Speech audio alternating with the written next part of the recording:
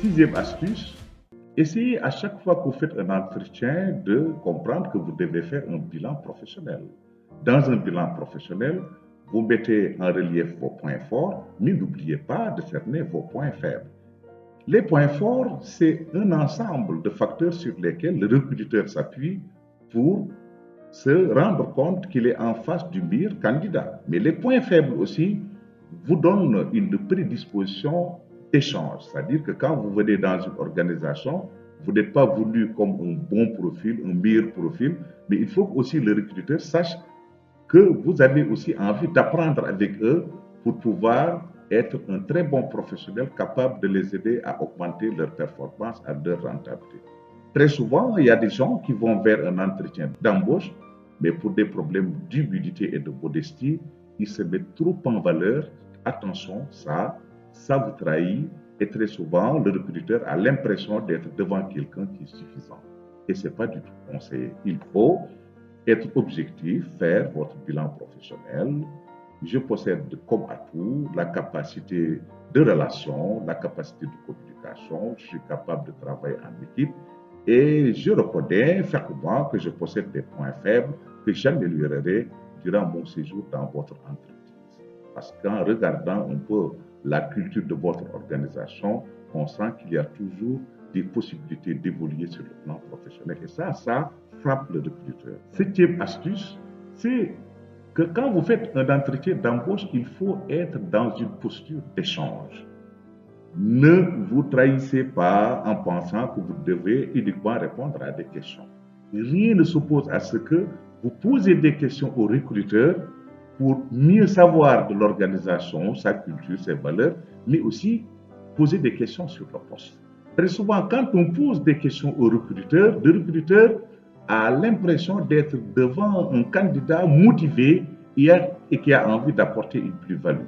Donc, à chaque fois que vous faites un entretien d'embauche, c'est important, c'est vrai, de faire des recherches sur l'organisation, sur le poste, mais dans le face-à-face avec les recruteurs, c'est important de montrer que vous êtes dans une posture d'échange. Vous avez vous aussi envie de mieux comprendre à partir de l'entretien, qu'est-ce qui vous attend, c'est quoi le profil du poste et qu'est-ce qu'on a formulé pour vous en termes d'attente et de capacité à participer à la bonne marche de l'organisation, la conquête de la rentabilité. Et en posant des questions, le recruteur est certainement influencé, il se dit qu'il est en face de quelqu'un qui est motivé. Huitième astuce, il faut mettre en valeur le recruteur. Vous savez, quand vous êtes devant un recruteur, si vous le connaissez, s'il est un responsable RH, ou bien il est un enseignant, ou bien il joue un rôle important dans ce poste, vous pouvez de temps en temps essayer de voir est-ce qu'il n'a pas produit un ouvrage. En citant son ouvrage, il est content. Et très souvent, il esquisse de la tête pour vous montrer qu'il est content. Ou bien vous reprenez sa citation que vous avez vue quelque part et même pendant la discussion, pendant l'entretien, vous pouvez reprendre ce qu'il a déjà dit.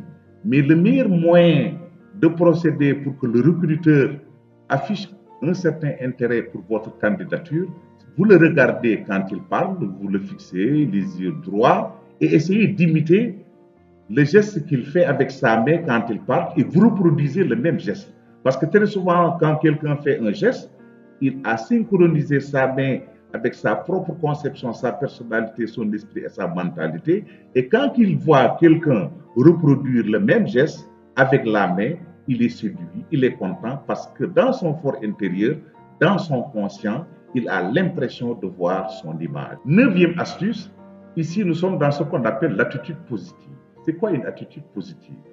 Quand vous discutez avec les recruteurs, vous êtes dans un entretien, ils sont en position de force, donc vous devez les regarder. Ne pas fuir dans votre regard, mais aussi quand vous regardez les recruteurs, il est intéressant, lorsque vous êtes en discussion, ils doivent sentir que vous êtes très motivé, vous êtes très intéressé et vous essayez à chaque fois, quand ils vous posent une question, vous pouvez même reformuler leur question. C'est une manifestation d'intérêt avant de répondre. Et très souvent, l'individu qui vous a posé une question, il a toujours derrière sa tête sa question pendant une minute avant de commencer à écouter vos réponses. Pendant cette minute de latence, reformulez la question avec un tact sans reprendre les phrases, mais de manière très simple. et vous essayez de répondre le plus simplement possible tout en utilisant un style adapté, vous faire comprendre avec vraiment un verbe très facile et facilement compréhensible. Enfin, dixième astuce, c'est le talent communicationnel. Quand on fait un entretien oral, on doit montrer à l'interlocuteur que vous êtes un très bon communicateur. Être un communicateur, c'est-à-dire que vous structurez ce que vous dites, on doit sentir une certaine aisance dans ce que vous dites parce que vous le maîtrisez. Mais en parlant aussi, attention, il faut veiller au volume de votre voix, ne pas trop hurler, ne pas lever la voix, mais il faut parler d'une manière très simple. Et très souvent, quand vous parlez sur les phrases, on doit avoir une position ascendante. Par exemple, je suis docteur Aliou Niambaye. C'est mieux de dire que je suis docteur Aliou Niambaye. Donc, il faut une position d'ascendance. La tonalité de votre voix aussi, ça dépend de la salle. Quand vous êtes dans une salle, il faut essayer de réguler votre tonalité. Comme ça, le timbre de votre voix va imposer à l'assistance l'obligation de vous écouter. Et c'est important aussi quand vous communiquez de pouvoir vous mettre à l'aise. Vous l'avez vu dans une de nos vidéos, la prise de parole en public. Quand on parle, on doit être éloquent, on doit être très élégant. On doit aussi avoir de la retenue quand on parle, en soignant sa voix, sa tonalité, le volume, parce qu'en réalité, cette astuce, la communication, est un élément déterminant pour le recruteur, parce que les recrutements aujourd'hui, les gens s'intéressent à la capacité relationnelle, la capacité de communication. Surtout pour certains postes, on a envie de recruter quelqu'un qui communique bien, qui est à l'aise, qui est éloquent. Et ce que je vous conseille, c'est de ne jamais dire que je ne suis pas très bon en communication. La communication, elle s'apprend. Quand vous avez vos diplômes, vous êtes en train de chercher un emploi, vous devez aller vers un entretien d'embauche, apprenez à parler, à vous écouter, apprenez à structurer, apprenez à moduler votre voix et ne soyez pas déçus en disant que j'aime pas ma voix. Soyez naturel. Votre voix, c'est votre voix. L'essentiel, c'est qu'on vous entende.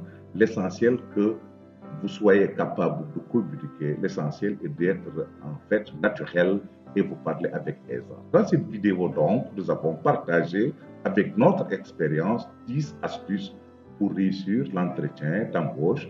Et c'est une étape obligatoire, comme on l'a dit tout à l'heure.